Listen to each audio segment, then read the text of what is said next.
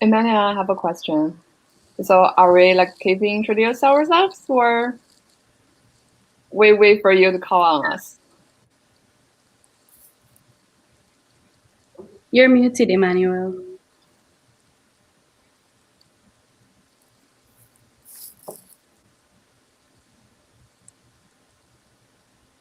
Oh, yes, we will. You're muted, Emmanuel. Oh, I'm good now. Okay. Yeah, I'm just trying to fix the Facebook Live. Hold on one second. Oh, yes, we will. You're muted, Emmanuel. Oh, I'm good now.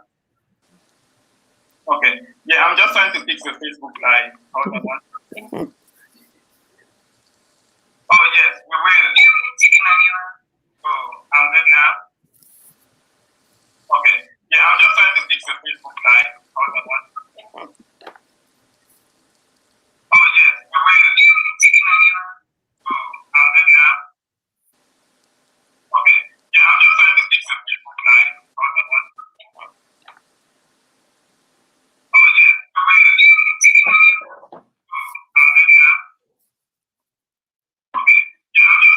the Facebook Live. Hold on one second. Okay.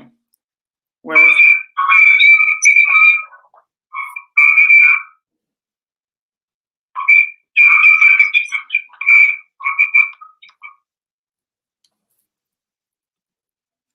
I think now we are good. I closed all my browsers because we were both like on Facebook and YouTube. I think last time I made a mistake.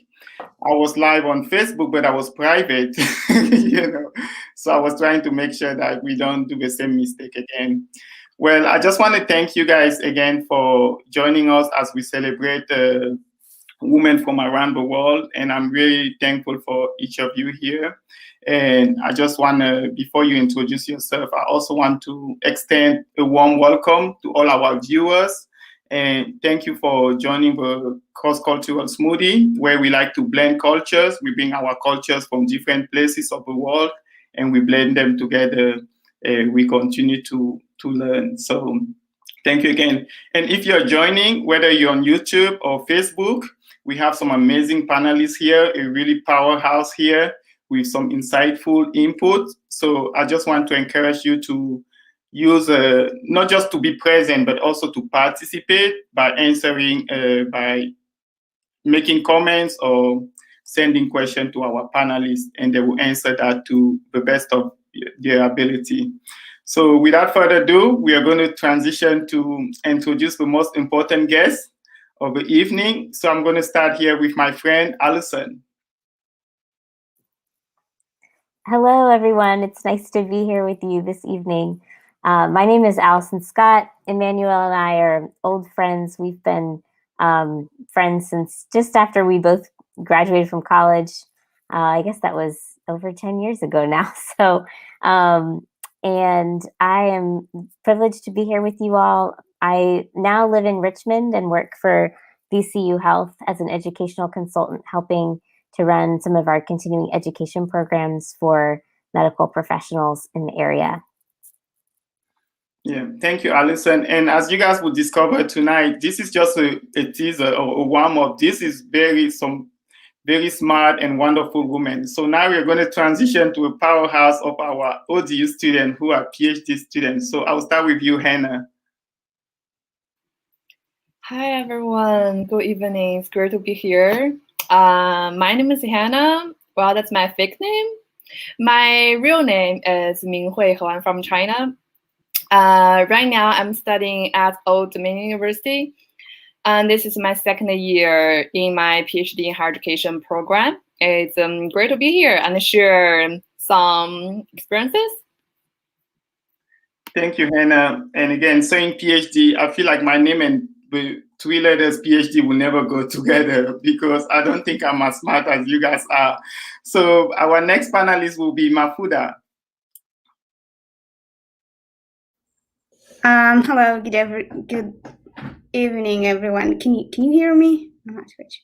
Oh, okay, cool. All right, sorry. Good evening, everyone. My name is Mahfouda Sidalamin. I'm from Mauritania. I'm in my third year of my PhD program here at ODU in the graduate program in International Relations. I'm also a teaching assistant with the Women's Studies Department. And I'm just looking forward to this discussion and this panel tonight. It's a pleasure to be with you all, guys. Thank you, Mapuda. And now we are going to take our talents to Jamaica, to my people. So, Ranisha. Greetings, everyone. It's great to be here with all these wonderful women. Thank you, Manuel, for inviting me to share as we choose to challenge this year, right? Celebrating diversity amongst our women in a time when we have a lot of chaos. So it's great to be here. I'm a second-year PhD student here at Old Dominion University, pursuing a PhD in public administration and policy. And it's just always a pleasure to share in our experiences and to share insights on platforms like these. So thank you, and I'm looking forward to the discussion. Thank you, Ranisha. And now with that, now we are going to have an educator, Tabassum. Hello, everyone.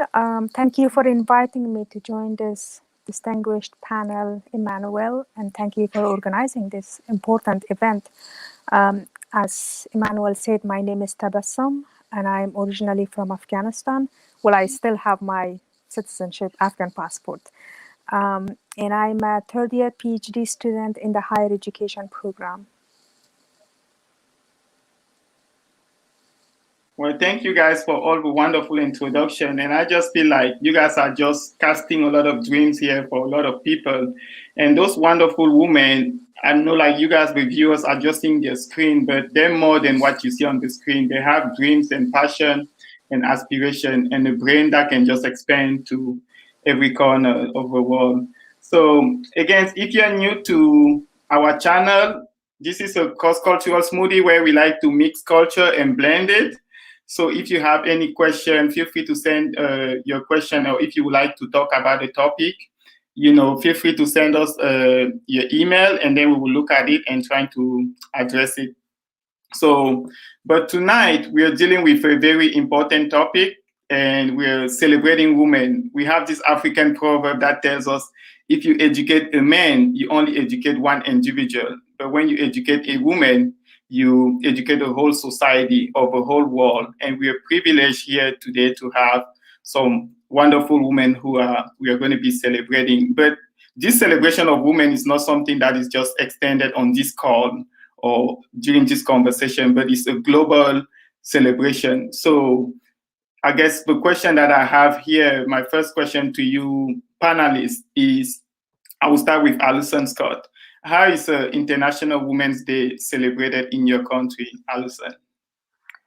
So International Women's Day, I think for a lot of American women isn't something that I had heard much about growing up. I don't remember exactly when I first learned about it, but I think it was in the last few years. And it was actually from some of my Turkish women who are friends of mine who are Turkish women who introduced me to the concept. So I don't think that International Women's Day has for very long been a big focus in the United States, at least not in my experience.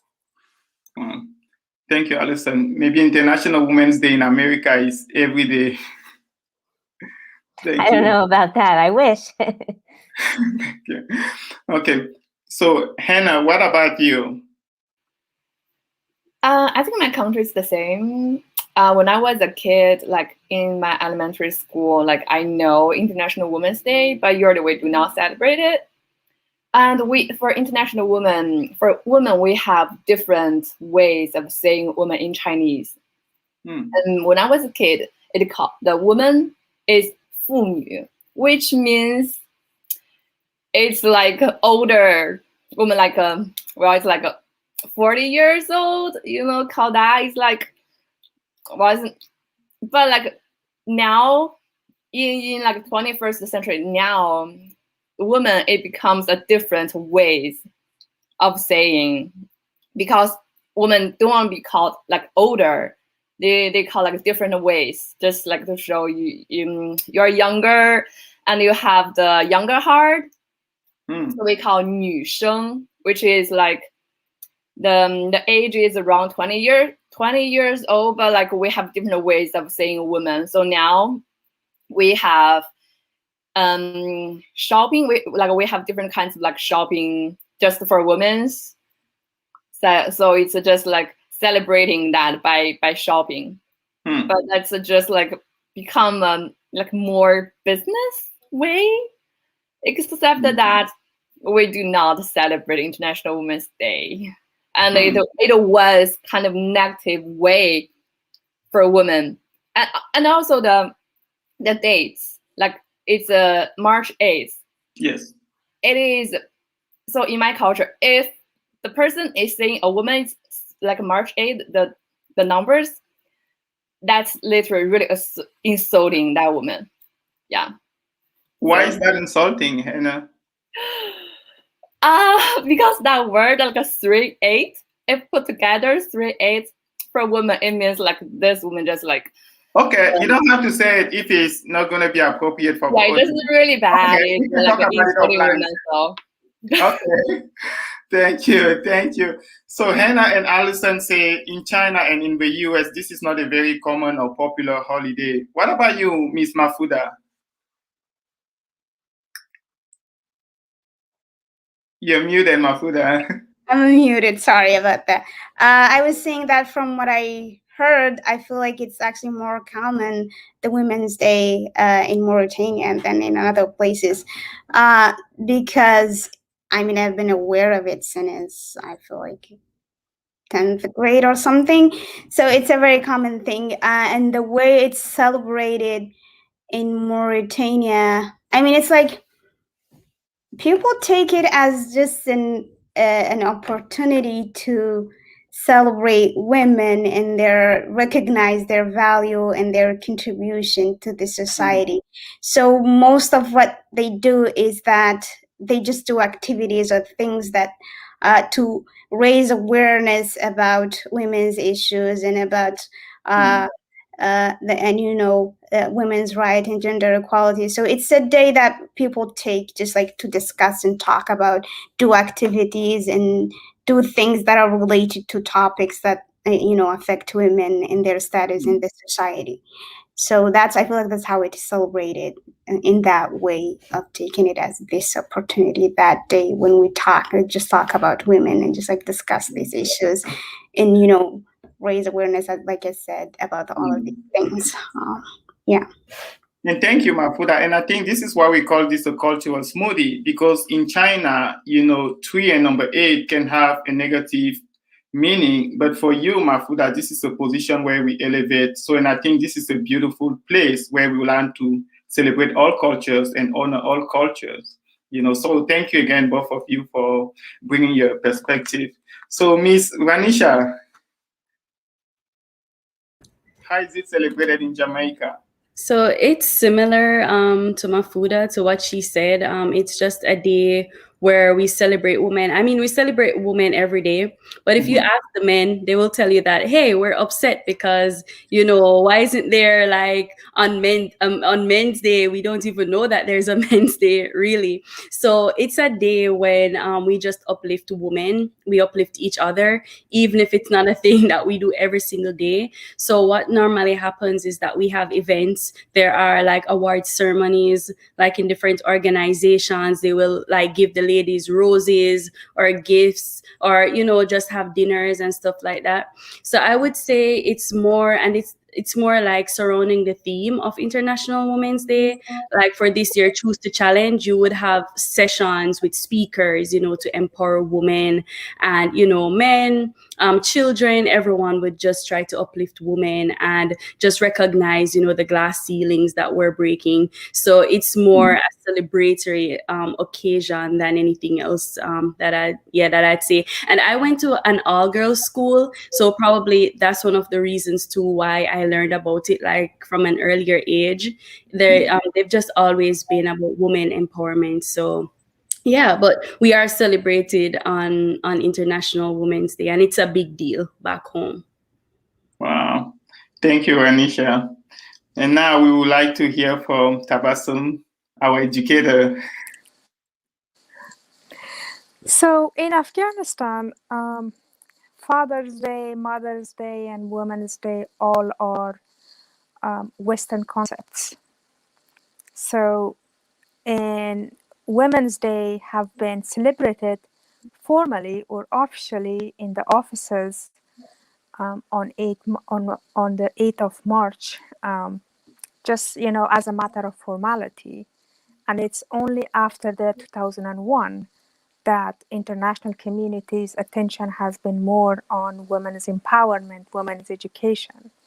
So that has been an excuse in the offices. They gather women, they present a small gift such as a perfume, a flower, and a headscarf is because we wear headscarf. It's a very common gift to give for women, and many men think it's the precious gift for women to give on this day.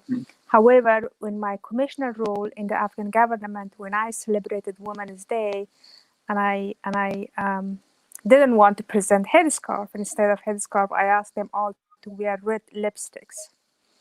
To be revolutionaries and to bring change, So in the families, in the households, no, it's not celebrated. We do not even remember to say Happy Women's Day.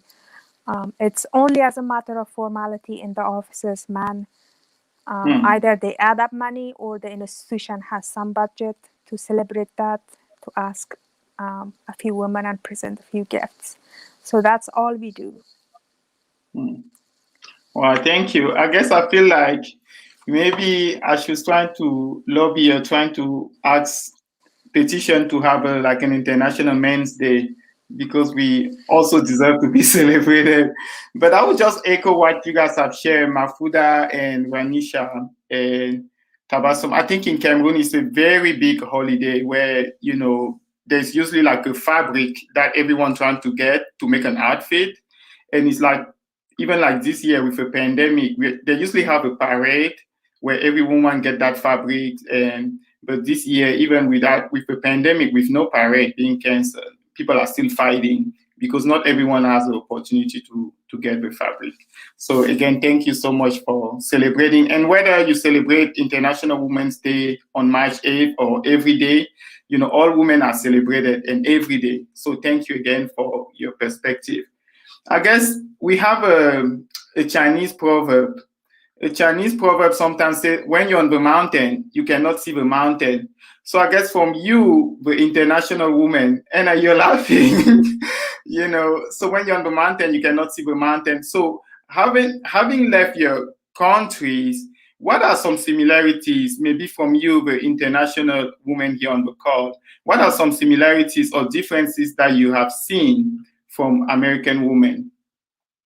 And again, I will start with Hannah, since you have a Chinese voice tonight. Okay, yeah, thank you for this question. Well, this question, I think that really depends on different generations. Like the generation from my parents, like my mom, that generation, they're super independent. They're just supporting the family, doing whatever work, really hard working to support the family, really independent. And not obey husband. It's just respect husband. And for now, the younger generation is more depending, for the female, especially the female is more depending on, no matter it's their parents or their, how to say, males, is just they're more depending, and they are a cuter way, and more a smarter way. It's in the middle. I don't know if that makes sense, because sometimes for female, it's I'm independent. I don't need anyone. But for now, the generation, they are becoming more smarter, more wisdom. I need you, but I'm independent also. Yes. So, and for the US, from my understanding, the US female, they're more independent. Because I live with 3 roommates. They're all Americans. They're all very independent. They do they don't know how to do things. They YouTube it, Then I just do it. Like some like mechanical work. They do it also. I was like, wow. I just impressed. But that's just my perspective. And that's wonderful, Hannah. And again, we want you guys to speak from your own perspective and your own experience. You know, your view may be different than someone who is from North China or Southern China, you know, so you're just speaking here on your experience again. So thank you so much for sharing. So Mafuda, if we go next to you, what are some differences and similarities that you see among? Muted. If I'm to speak about some of the similarities, I feel like the first thing that come to my mind is, generally speaking, just how much there is that the struggles that women generally face, how similar they are across the globe, basically, which is something that I find really interesting, at least from my own perspective. So because somehow I feel like, or at least I've had some expectations, or you would assume that, say, women in a more developed countries would not probably face the same struggles or have the same problems and challenges that women, say, in developing countries or in other part of the world would face. But I've come to see that that's probably not exactly true. And the reality is women in developing countries still face very similar kind of struggles, and they face still very similar patterns of inequality and discrimination, and a lot of the things that are very similar, across the globe. So that's something that I have come to realize, and I found it very interesting, to be honest. So some of the differences, though, if I'm talking about like just my experience here in the US, I feel like some of the differences is that, say that in more developed countries, again, in like US or in other developed countries, I feel like more women have more opportunities, I would say, like, probably for lack of a better word, but I would just like use the word opportunities. They have more opportunity to be educated. They have more opportunities to have jobs and to, have more freedom to speak out and raise issues that concerns them, that probably we women in a less developed country do not have access to those kind of tools and means and challenge that we can use to, raise awareness and uplift ourselves and make changes in the world.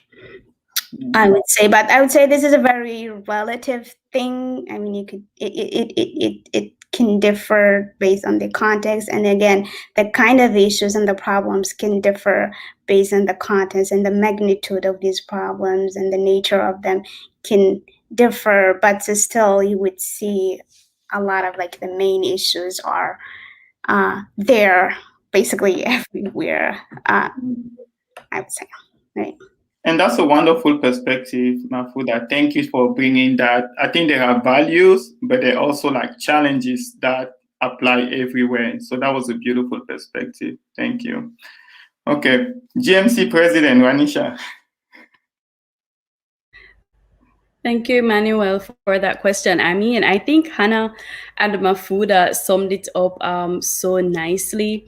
One of the things that I will say, though, is as it relates to the similarities, I think women in general are just becoming more aware and more oriented, right? Earlier, Hannah mentioned the fact that, it differs by by different generations. And back home, it's a similar thing, right? Where, my grandparents, great grandparents, they were more dependent, but now, you have more independent, more goal oriented women. And that's something that I see globally. It's not just among Jamaican women, it's not just among American women. I think, we're waking up. And I mean, even today, Dr. Kernia Fo, he had asked me for like some questions for their International Women's Night event at Fish Tonight.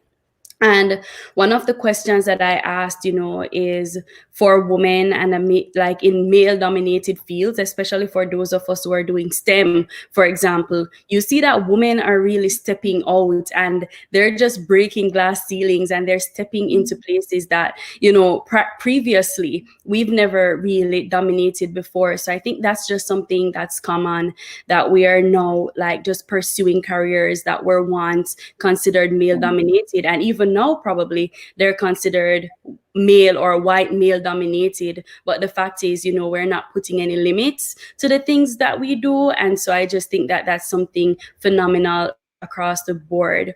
As it relates to differences, I must say that American women, they are very family oriented. Not to say that in Jamaica we're not family oriented, we're very family oriented, but I think that that nature and that submissive nature as well, taking care of the household, taking care of the husband, etc.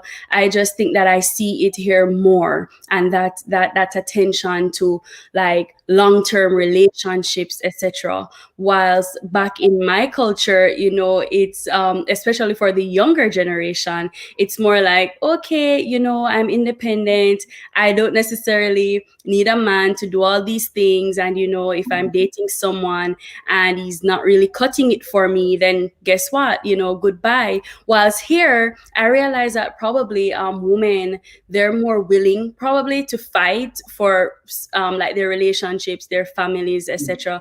And that's a great thing, but then it goes back to the relative nature of everything, our likes or dislikes and what we're willing to tolerate. But across the board though, I would say that the similarities, they're more than the differences, and overall we're just all moving in a better place as women and breaking glass ceilings. So that's something to be proud of.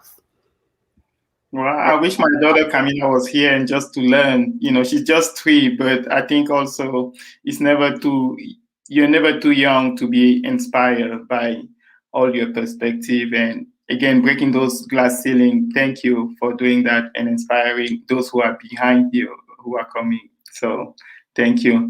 I guess we will go to Tabassum. I think everyone mentioned it so nicely, and I would go in the same line with what Mahfouda shared. I think the similarities between women in my country and in this country is the struggle, the fight that they are having to gain their independence, to gain their rights, basic rights. So that I see similarities, and the differences I see is, or also the difference is also similar. Women are commodified, sexualized in this country as well as in my country. However, the difference is in my country, they are sexualized, objectified by covering them a lot. Like you put your long shirt, you put your underneath something, and then you put your headscarf. And some people put the mask, we call it niqab in the Gulf countries, they do that culturally. And so here is the other side of the coin, where women are, for some, too open, like they walk with shirts, and some women exaggerate where they, objectify themselves. So that is, these two differences mostly misunderstood between the two cultures. One culture judging another culture, because you are having this black headscarf, this long abaya, or the black long loose dress, it means you are oppressed. It means you do not have rights, which is not true. That's women's choice. That's how women are raised. That's how women are used to it. Without that, it's becoming part of women's identity. So, and here, I think also women from the other parts of the world judge these women for being, quote unquote naked, or being quote unquote naked in front of the camera, in front of the picture, in the public, and that's scary and judgmental as well. So that difference is always interesting to me. However similar they are, but viewed in a different way. Thank you again. I think this is a very wise perspective, not to be judgmental until you understand the culture. So thank you, Tabasa. And Alison, I know you have probably traveled overseas, but I think you probably have a lot of international friends. So what are some maybe perceived differences or similarities that you have witnessed among your international friends? Yeah, well, it was very interesting to hear the different perspectives, even on this panel, talking about it. I think back to what Hannah said at the beginning, thinking about independence as a key word, I think that is a big priority for American women, is this idea of independence. And I know that it's a big priority for women all over the world. It's not unique to our country, but I think there is some tension between, this idea of women being independent and having equal rights and equal pay, and then what Renisha was talking about with the idea of American women having a high priority on family and being good wives and mothers, and drawing a lot of identity from that group context, I think is interesting too. But I would say that women all over the world find a lot of connection with each other. I think there's a shared bond that women have with one another, and some of that does come from that universal experience of having to fight or deal with oppression, or to fight to be recognized or to be treated the same. I think there's a kinship that women form out of that struggle. Yeah. Thank you so much, guys, for just continuing to, I guess, like this theme of like certain things transcend culture. It applies everywhere. And I think it's very important for me. I guess it's going to be one of my keynote takeaways here, because I remember a few years ago, Mafuda, I was telling you that back home in Africa, I've never seen women crying. Like, it seems like women don't cry in Africa. And then you look at me as if, like, Emmanuel, why are you talking about the chicken? Like, you were kind of like, yes, women do. But to me, it was just something that I've never seen. So again, it's like the challenges of women are universal, and I think as a society, we need to educate each other on how to better take care of those challenges and addressing that. So thank you so much again for all your wonderful perspective. Yeah, thank you. I guess our next question is, we sometimes say that cultures are like donut grease. If you touch a donut, it's going to stick on your fingers. So having lived in America, embracing some American functioning in the American system, in which way do you think, like, by going home, you would take some of the American culture, and how would that enhance, your culture of origin, or how would that conflict with your culture of origin? And since Alison Scott is not going home, I will start with Tabassum. Can I start with you this time? Sure. So I have been on and off in the western part of the world for the past almost 9 to 10 years. And now, I believe it or not, I am influenced by the culture in this part. So when I go, the conflict is there. First of all, I am seen as not fully as an Afghan woman, because I am an educated woman. Second, I am a Western educated woman. So I have half Western identity. That can pose challenges, culturally challenges. Ideas I would present might be suspected, might not be appreciated, because some people may think that I am bringing Western ideas, which is considered negative, by the way, when I say Western ideas. And it presents also opportunity for me, because I am an educated woman. I am an independent woman, and I am experienced woman in different cultures, in different organization and educational system. So job-wise, work-wise, that's an opportunity for me. However, cultural-wise, it poses some problems that I explained. I can go further in detail, but I would like to give some time to my panel members as well, so I do not want to talk long. But if there are questions, I can go more in detail. Well, I have a question, Tabassum. So Yeah. go ahead with some details. We love stories here. Sure, okay. So your question is that I should go into detail? Yes, please. Is that? Yeah, okay. So the cultural conflict, yes. So for instance, for me, I think, from my personal perspective, I think that we shouldn't rush in getting married so young. And I think women should be allowed to get an education, to have a job, secure themselves independently, and then start getting married. But this conflicts with what local people think on the ground. This is no, a woman, as soon as a woman finds a good suitor, a good family, a good man, an honorable and educated man, the biggest question for the girl's family is to marry the girl with honor. What without ages any shame, were without your any. what age was your, like, were your peers growing up? What age were they expected to marry? Well, my mother got married 17, and my father was 25, so they were not as young as some people would marry younger. So my father got his education first, and my mom waited for him. So yeah, but now it's changing. Nowadays it's changing. It's also rural areas versus urban areas. In urban areas, women are now pursuing professional career, educating themselves. But in rural areas where there are less opportunity of education, then there is no option rather than waiting for a good suit to come for them so they could get married. Now, this is a conflict because culturally, I think our system is not very much ready, to wait until equip women with enough knowledge, with career. So if she's married, she's well off with having a good income, with a good education, resources, connection, and networking. Not all women in the country have that. So my perspective would be very much generalized, would be very much, Western, because in this country, education is provided to everyone.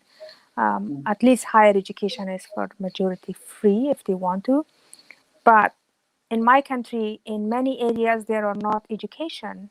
Education is not provided due to insecurity, due to very social stigmas. Women quit going to school when they became even 12 or 13 years old. That's very conservative areas of Afghanistan. So that's one of the example. I think I would some people might be confronting with me and pose or challenge me with legitimate questions, which I would understand. Yeah, again, thank you, Tabassum, because you're speaking from your perspective, from where you're going back, from where you're coming from. So thank you for sharing. Okay, Miss Hannah.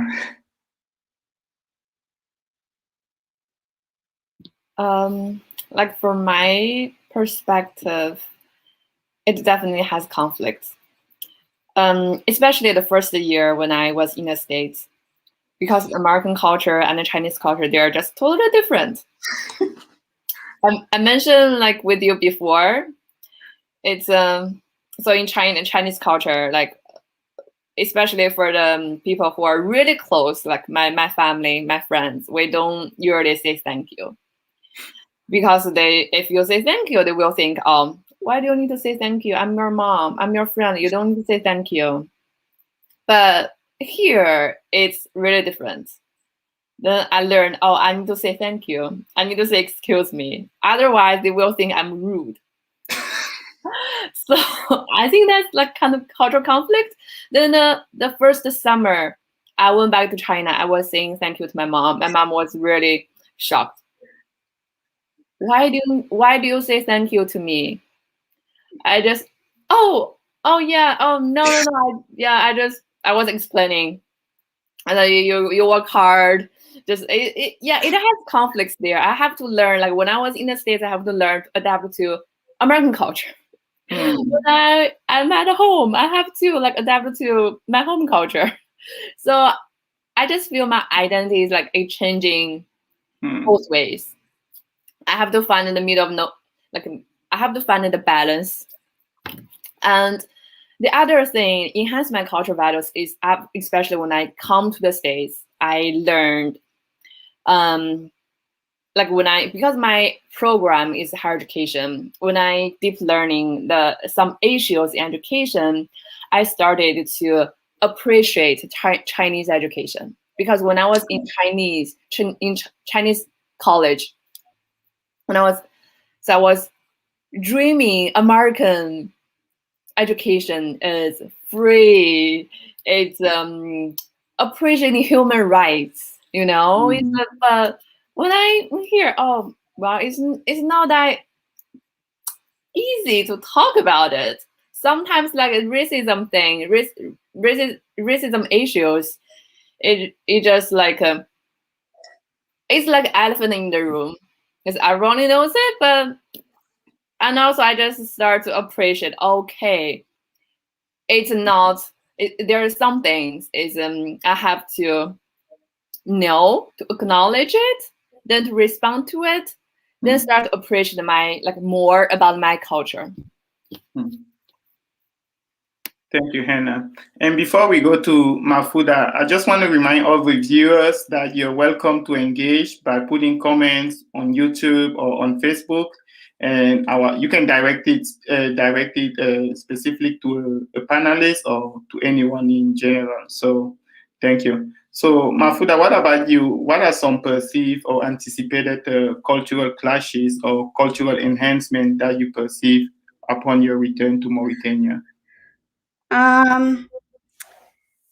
Well, I don't really, I mean, at least talking about women issues and I don't really expect a lot of conflict in terms of we're talking about the basic values and the basic principles. I don't really expect much of conflict. And don't get me wrong, like cultures are different. Every culture is different, and every culture has its own, its own values and its own very specific things. But again, differences do not mean conflicts, right?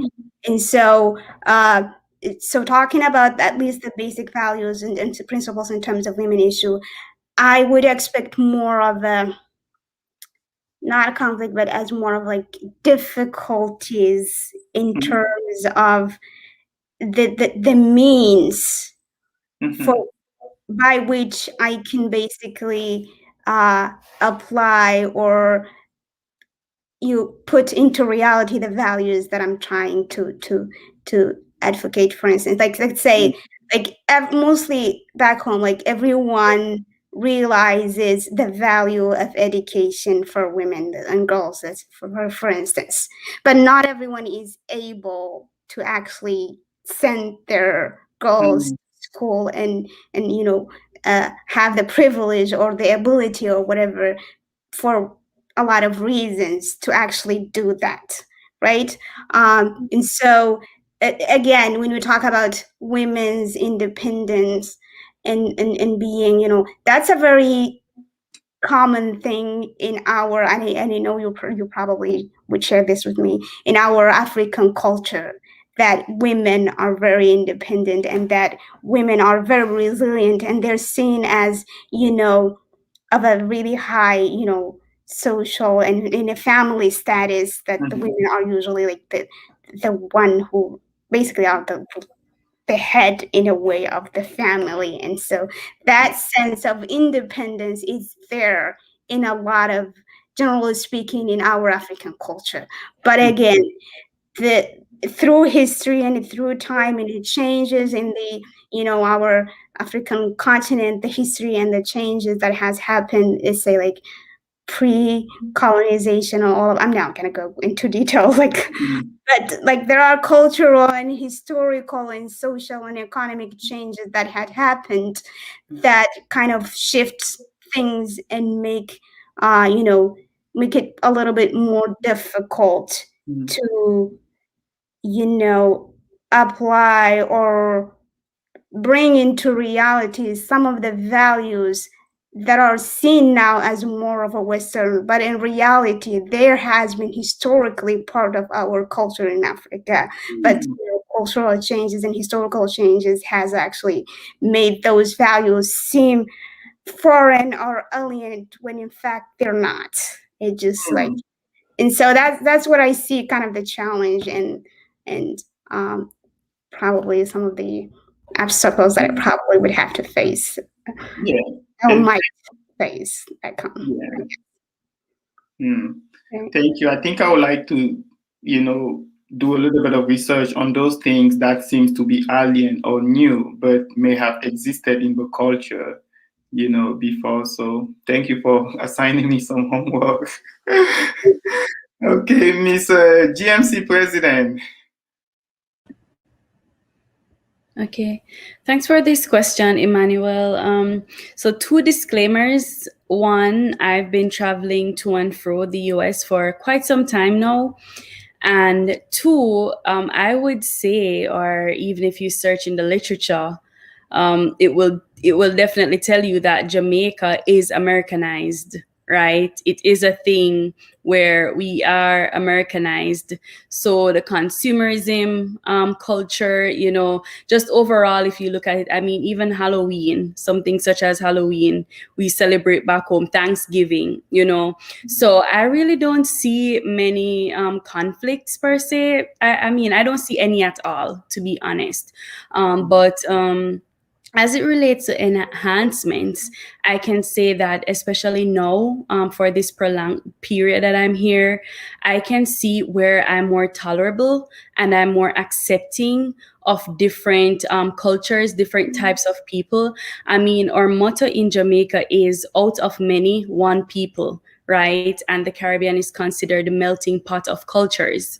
However, I think back home, there's still, discrimination, there's still colorism, there's still classism, there's still people who believe that because they're on a different level at the social stratification ladder, they're better or they're more well off, and so they deserve more in society.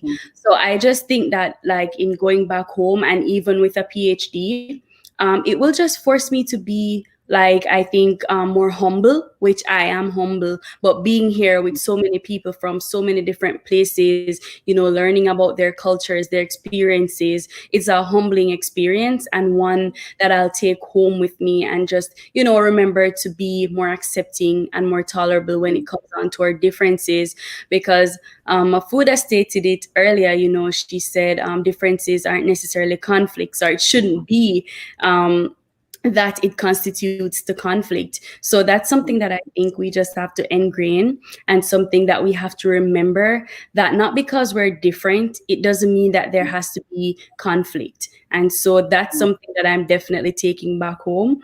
And I mean, being the president of the Global Monarch Club, it is a phenomenal opportunity to, just engage, interact, and learn about different cultures. And that in itself gave me the opportunity to just, be more of an inclusion and diversity advocate. So that's definitely something that I didn't even really think much of before I came here, or before I came here for this program specifically.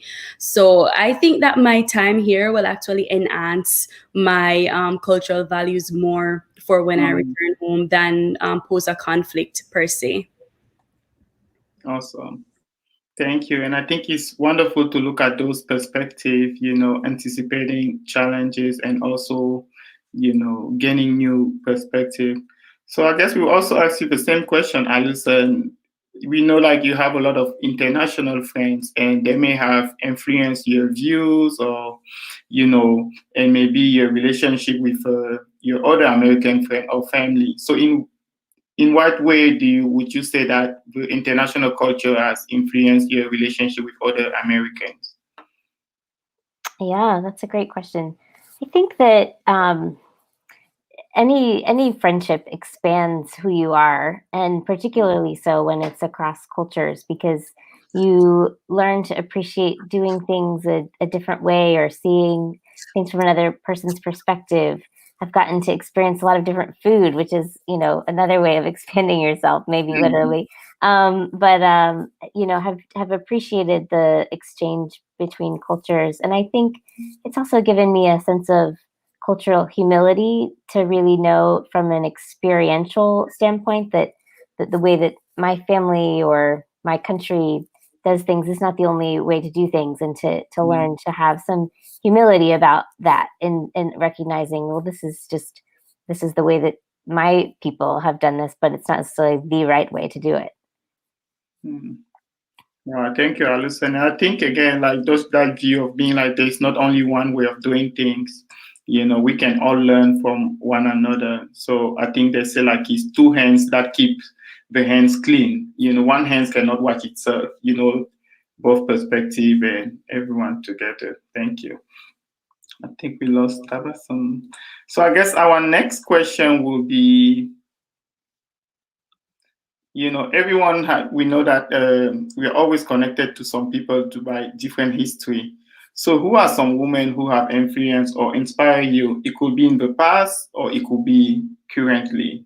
So Alison, since you have a home court advantage as an American, we'll start with you. Yeah, I mean, this question, there's so many people that come to mind. I think, I draw the most inspiration from women that I know personally, whether it's my mother or my sister-in-law. I've had the privilege of having several female managers or bosses in different positions that I've held, some fantastic female professors. And so I think I've drawn a lot of inspiration from those women. And then Emmanuel, you and I share a female mentor in common. Jerry Cleveland has been a profound influence in my life in the way that she has contributed her wisdom. She and I call her my best friend 2 generations removed. We've been friends for many years now, since I was a girl, and she's continued to be a close friend. And so, I would say for me that's been it's been from women that I know personally that I draw the most inspiration. Thank you for sharing. Yeah. What about you, Miss Hannah? For me, it always has been my mom. Since I was a kid, I just my mom is my idol. I look upon her because she's just like really supportive to the family, to my dad, then also to me. And when I grew older, then I realized, oh, no matter what things I do, my mom is always there for me. When I make mistakes, my mom she doesn't blame me. It's your fault. You shouldn't do this. But my mom never said that. It just no matter what you do, I'm here. I'm here with you.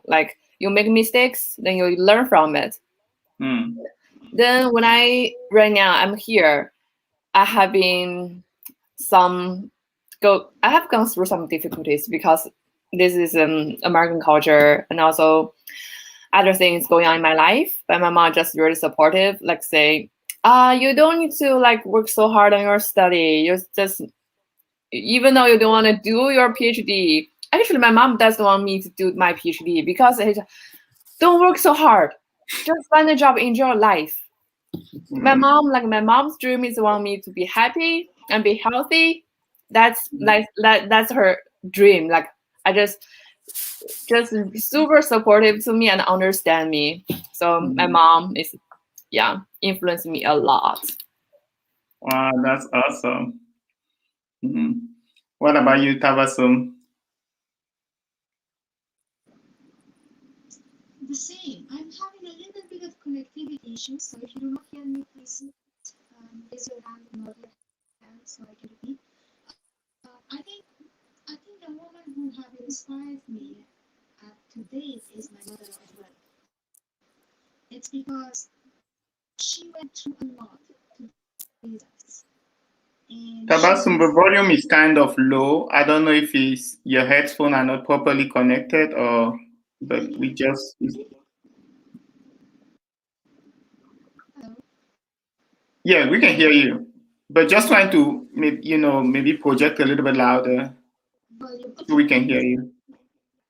So my mother, with all the problems that she faced, she tried to raise us in the best way, to raise us as educated women, to raise us as independent women, to raise us as responsible individuals in our society. And the fact that I love about her is she didn't only raise us because we were her daughters, but because we were members of this society, and we were contributing something in the future. So my mother did not go to official school. She was an imam's daughter, imam who gives the court prayer in the mosque or masjid, and she ended up studying at home. But she studied all those scriptures. She can write very clearly to get the Bible, and she makes sometimes fun of my writing. And she reads poems very beautifully because Islamic culture is deeply rooted, or education is deeply rooted in poetry, be it religious or non-religious. So they have been grown up sitting in one room, siblings reciting poems to each other. And that was my mother who wanted us to go to school with our homework done, because my father was always at work in my childhood. Sometimes my father came home in 2 years and he didn't know what grade we were. I was the mama who made sure that we went to school with having breakfast, come back, have lunch, do your homework, do your assignments, and do your best to be someone for yourself and for the country. So I will keep it as my inspiration as long as I live. Thank you. Yeah, well, thank you so much for sharing. Although we have some technical difficulties, but I kept hearing my mom, my mom, my mom, my mom, and my mom. So I think I kind of, moms are champions. So thank you for sharing, Tabassum. What about you, Mafuda? I guess you'll hear the same thing, my mom. Because amazing moms, Right. Yeah, I mean, I think it's a very normal thing, probably because our moms are usually our first role model. They're our first connection with the world, and so we learn a lot from them, and we look up to them in most cases. So in my case, it's I would say the first person is my mom, and that's because my mom, she was a very strong woman, very passionate and very loving. And I appreciate her for, the values that she instilled in me. And among these values is the value of education for women, and uh, how to be really strong and independent. And so even though she herself didn't really get much education, but she's always supported me and encouraged me to, continue my education until I get to the point where I am now doing my PhD here. And so I owe her a lot of that. But again, I also been inspired by so many women around the world. Honestly, um, it's very hard for me to say. I've been inspired by women from the ancient history of Africa, like the freedom fighters against colonization. And this again speaks to the history, ancient Africa, pre-colonial and post-colonial history. And so, like Queen Ashintawe from Ghana, who fought war against British colonizers. And so if you think this speaks again to our point earlier about the history. And I've been inspired at some point of my life. I've been inspired by Miriam Makeba, who was a South African woman. She was a woman who uses her voice and her music to speak against, the injustices and the racism in South Africa in apartheid time. I can speak. I've been inspired by Mother Teresa, and I've been inspired by, Rosa Parker and her like really very simple, small act of not giving up her seat on the bus, and how that sparkled the civil rights movement in America. I would just say, like, really, to me, I've never encountered a woman from which I didn't learn something, or who didn't really inspire me in a way or another, because I feel like every woman is just has a potential to inspire and to be an agent of change and to influence you. So I feel like I would just stop with that. Wow. And that's wonderful. I guess like it just kind of makes me, just thinking so much how much, women contribute to society, to the world, but yet how much little recognition is, addressed. And I think like as people start, watching this, because it will be online, so people may be reflecting on better ways to appreciate, women for what they do. And we have this proverb that says that if you wash the face of a blind man and he says that it was done by the rain, that's ingratitude. And I think that's what society does to women, because they do so much, but we don't appreciate it. We don't see it. We just think as blind men, like, oh, it was the rain. It was not somebody's hand who was trying to clean my face. So thank you for bringing that up. What about you, Miss GMC President? So I will have to start off with my mom as well, and and I will also add my grandma. May her soul rest in peace. I lived when I was younger. I was mainly between my mom and my grandma. So my mom would work right, like out of town, and so I would stay with my grandma for the most part.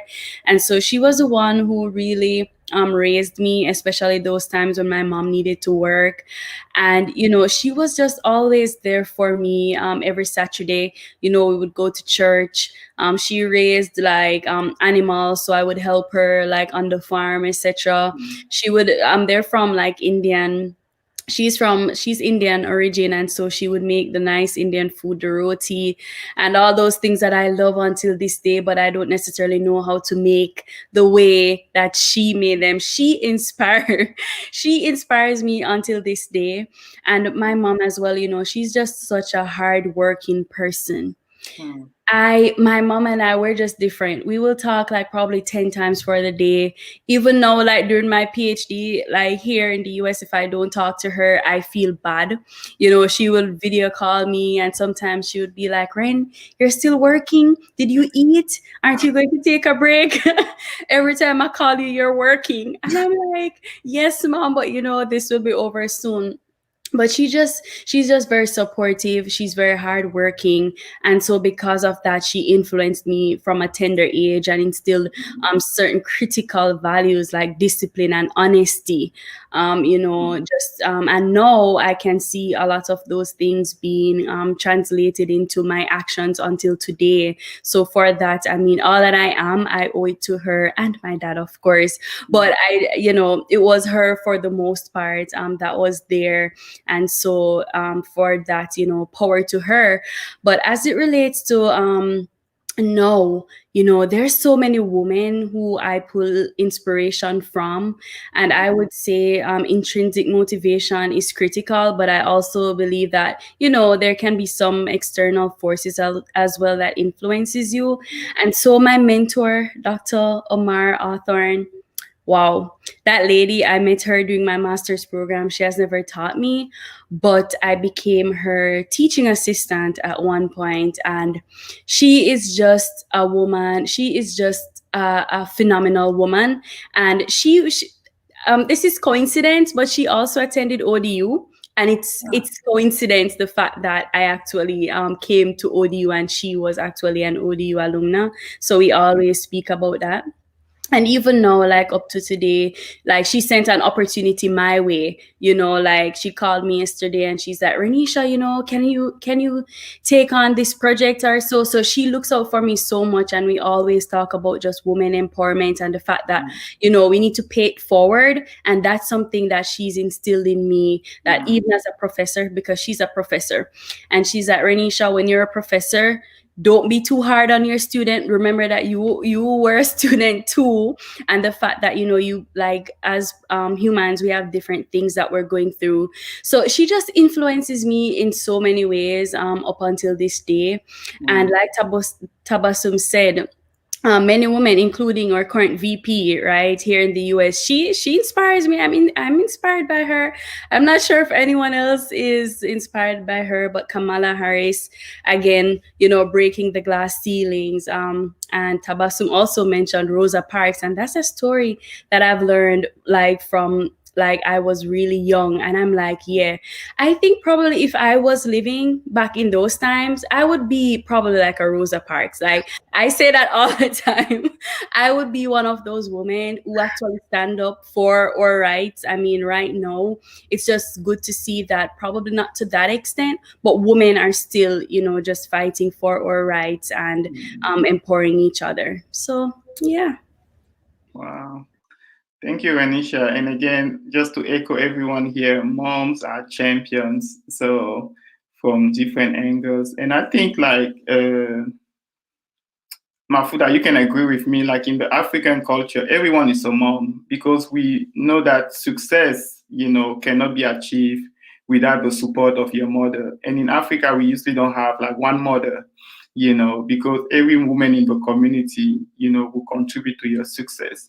You know, my mom has shaped me the way I am today, you know, especially when it comes to my relationship with other people. It's 100% for my mom. You know, there were times where I would come back from school and my mom would say, like, there's no food for me. And I'll ask her why. And she'll say, like, well, someone else came before you and I fed that person, you know. So she just taught me so much about putting others first, you know. And growing up, I used to question myself if I was adopted, you know, because I was like, what kind of mom would feed other people before her own kids? So I think she has instilled that in me so much, that, you know, the culture of putting others first. And I think in America here, I have an American mom. I call her Mama Po. So she lives in Virginia Beach. You know, so about 10 years ago, you know, I went to Virginia Beach and lived with them. And I think the way she has inspired me, you know, I used to be very shy, uncomfortable in front of people. Like public speaking, I would rather jump off of a building, you know, if you give me the two options. Even just to introduce myself, to be, my name is Emmanuel, that was like, no, let me jump off of a building. I'll take that over saying my name is Emmanuel. So I was so shy. But I think she has just inspired me and encouraged me a lot, pouring a lot of courage, you know. And I think I am doing the things that I'm doing today because of her voice and the encouragement. So again, moms are champions. So yeah, well, we have one more question, and this is our final question. So, and again, I know that we'll probably get the beautiful thing about live conversation is that people can respond to it later, tonight or tomorrow or in the days to come. So don't be surprised if some question comes your way, you know, after people have watched this. So I guess the last question here, I've kept hearing about the theme of justice, you know, and I was just wondering, because it seems to me like, you know,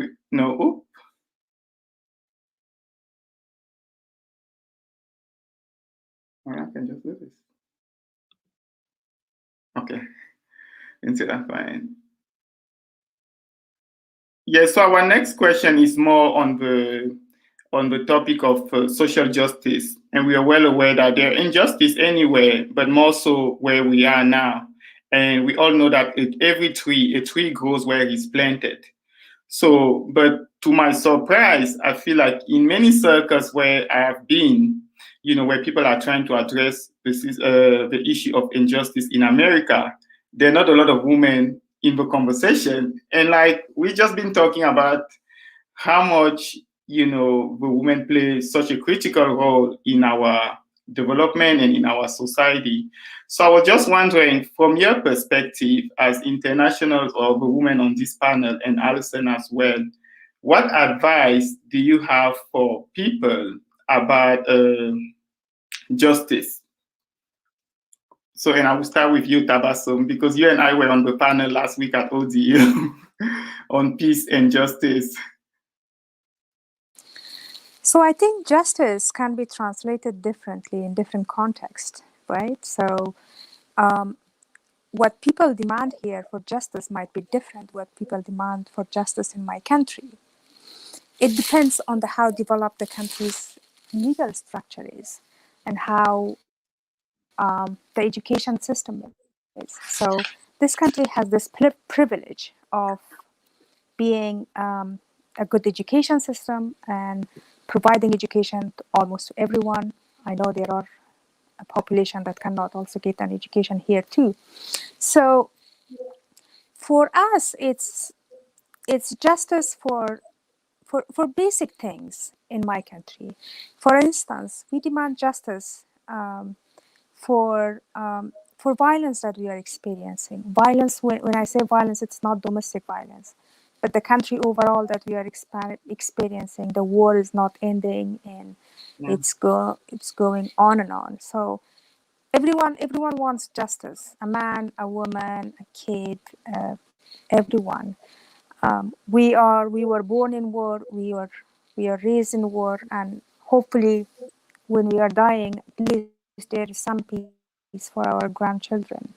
So that's what we demand for. But here it's slightly different. When you say justice, it's equality. It's no differences between colors, no differences, no prejudices against other people. When I say other, people from this country, people white, black, brown, coming from another countries. So usually this barrier put in between because you are coming from a different country, you are alien. You must admit my religion, you must admit my way of living, you must admit my culture, you must admit the way I see things, otherwise you are alienated. So I think that's why a huge population of this country is experiencing, they are othered as Asian Americans, othered as African Americans, othered as immigrants, othered as internationals. So that's how it is here. Yeah, that's how I would define it. Mm-hmm. So do you have a word? I mean, and again, like I'm not trying to put you on the spot here. Do you have any advice on this is what I've seen and this is how we can do things differently? Or maybe at this point it's like, I don't have the word. Maybe I need to educate myself and, I think as long as we accept our flaws as human beings, we accept that we are not complete. We accept that we are not perfect. And there are certain privileges that come with our skin color, that come with our socioeconomic background, that come with our religion, or cultural performances. And we happen to misuse it, we happen to abuse it, and we happen to pause on others as negative things and discriminate and against others. So I think as long as we recognize those privileges that we are carrying in the back of our, in our back, and yet we do not see it. As long as we see it, we grab it, we tease it out, we understand it, then I think we would be living in a little bit peace. Otherwise, this huge backpack, the privileged backpack we are carrying, and yet we demand that I am being a good person, I'm being a righteous, I'm being a human rights defender, women's rights defender, children's rights defender. It's not true. I have seen so many people who demand themselves or who define themselves excellent people with so many definitions of good, yet they do not see this huge backpack of privilege that in fact blinded them and their back. Mm. That's what I would say, that we should see that. Wow, Tabassum, I feel like every time you speak, I just need to record it. Like Sam said the other day, that he won't be surprised if you become the next U.S. Secretary at the United You're Nations. too kind. So thank you again for just that perspective. And I like what you say, like we have to accept our flaws. You know, it's like you cannot solve an equation if you don't see a problem. You know, so you solve problems. So, but if you don't see a problem in the first place, you know, it will be hard to resolve the issue of justice and peace. So thank you so much. I will move to you, Miss Alison Scott. You're muted. Sorry about that. I know our time is getting long, so I'll keep my comments short, but I think that I would say that it's important to lean into the power of listening and empathy. I think that understanding people across cultures, understanding their stories, hearing about their background and experience is a big bridge and an essential one to peace and justice.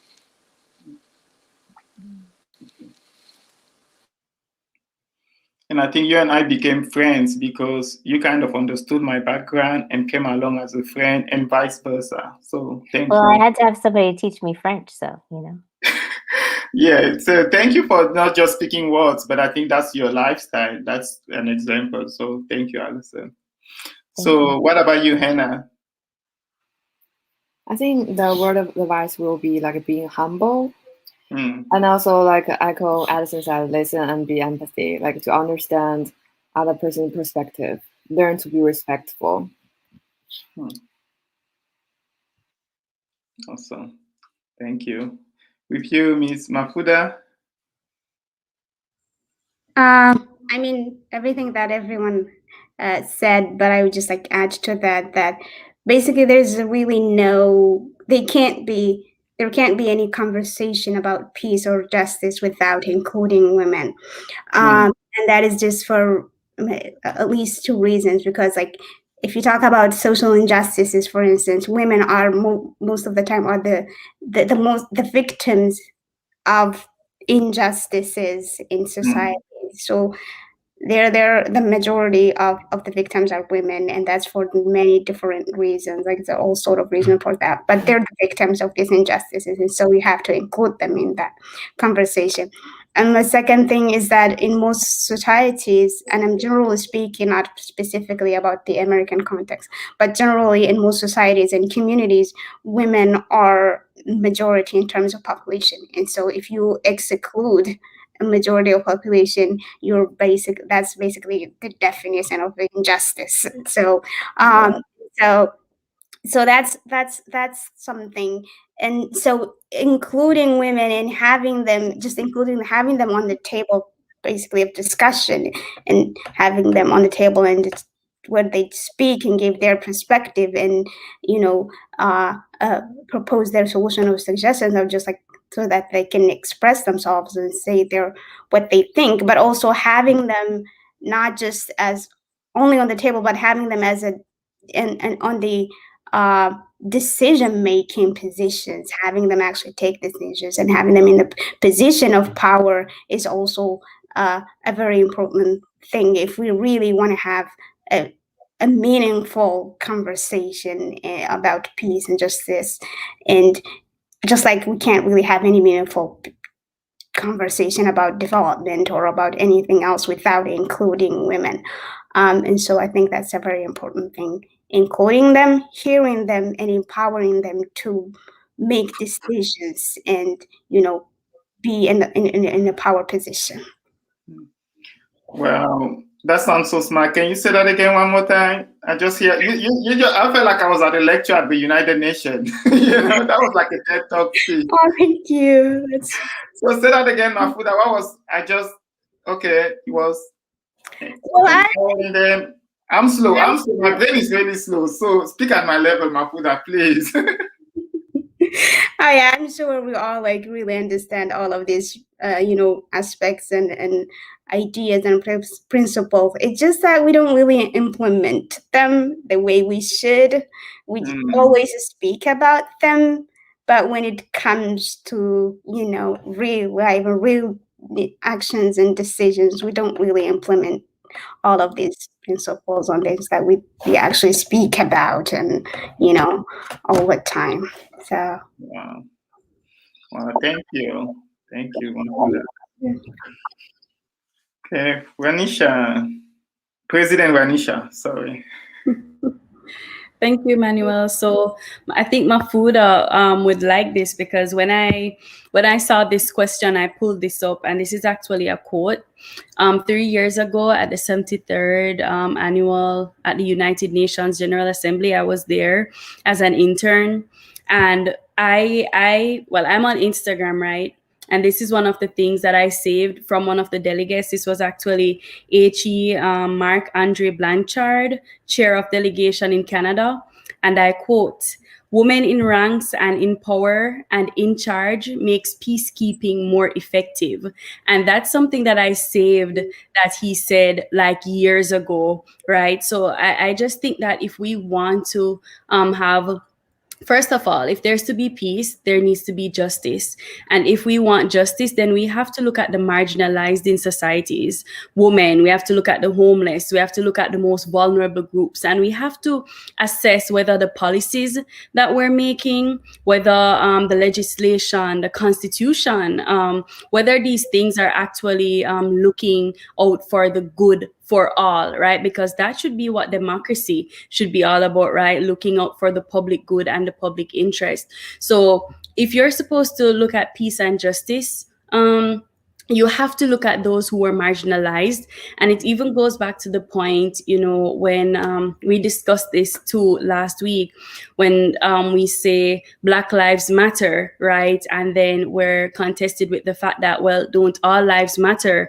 And we're like, going back to that privilege that we spoke about earlier, and we're like, yes, we know that all lives matter, but because a specific group was marginalized before, we need to put more emphasis so that we can empower those individuals now and give them the resources that they need.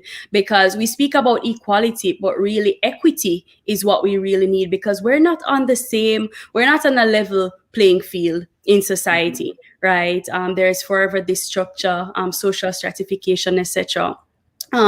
So that's one part of it, including those individuals who are marginalized. And then the second piece of it would just be for last year, for International Women's Day, actually spoke at ODU.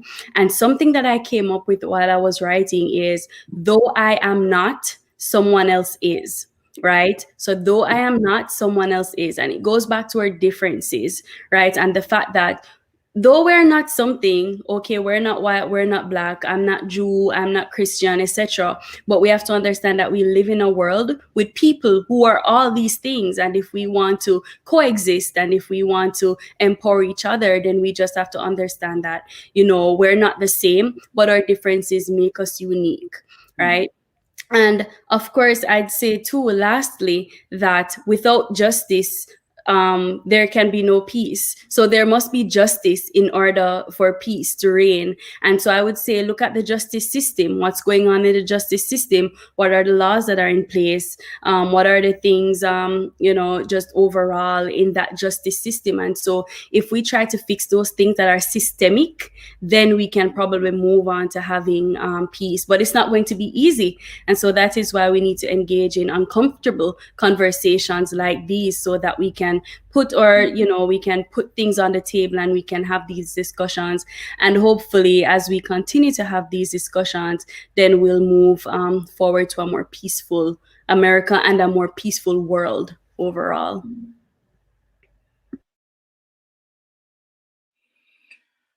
Whew.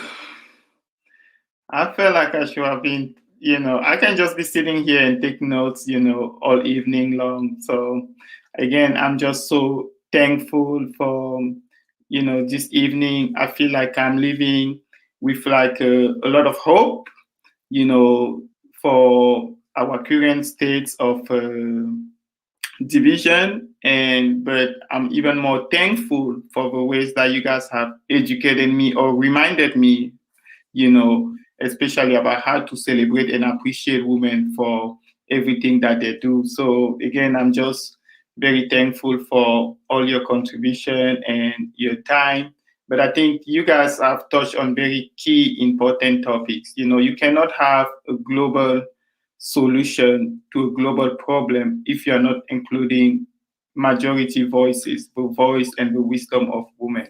So, and again, thank you, Hannah, for just emphasizing the humility that we need to have, or Tabassum, just like, acknowledging our flaws, and Alison, understanding people's background, people's stories. I think like you guys are, I don't know, if I were to propose a committee for the United Nations, you guys would be my top 5. So, and I think there is one quote that has always inspired me, from Muhammad Gandhi. He said, you have to be the change that you want to see in the world. I'm not going to rely on, Audrey is doing so much for us, but I think it has to start at the individual level also. And we have to start by celebrating women for, the value. I still feel like it's undervalued. You can't do anything without, recognizing their impact, in our society. So I just want my deepest gratitude again to each one of you, especially at this time of the semester. So thank you, all our PhD students, Hannah, Mahfouda, Ranisha, and Tabassum, and also Alison. Thank you so much again. I think, coming here to America 15 years ago, I would have never imagined that I would have had a friend like you, and just how you have impacted my life in so many ways and inspire and challenge me. So again, thank you for joining. And also all the viewers online, we just want to thank you so much again for taking some time, whether you're watching this live or you watch it at a later time.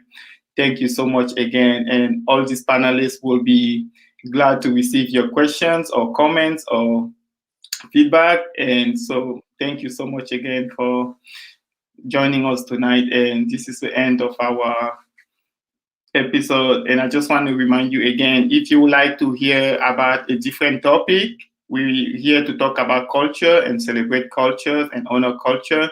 So feel free to send your topics or question or comment at crossculturalsmoothie@gmail.com. And on this note, we are going to end our recording tonight. So thank you. Thank you, Emmanuel. Thank you guys for coming. Thank you. Thank you so much. Thank